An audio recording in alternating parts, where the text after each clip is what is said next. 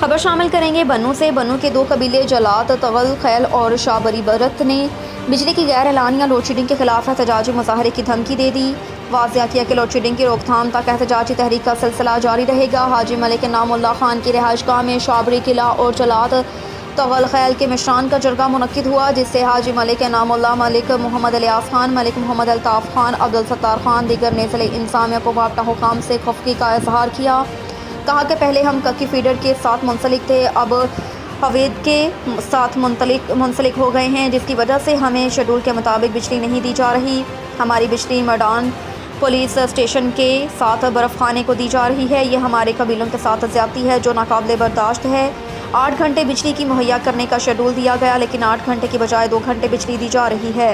वापटा को अदायगी भी कर रहे हैं, लेकिन जुल्म का बर्ताव फिर भी जारी है पाकिस्तान में, लेकिन वापटा की जानिब से जुल्म का बर्ताव बरता जा रहा है। उन्होंने ज़िले इंतज़ामिया और वापटा से नोटिस लेने का मुतालबा किया, बसूरत दीगर नाकाबिले बर्दाश्त इक़दाम उठाने पर मजबूर हो जाएंगे।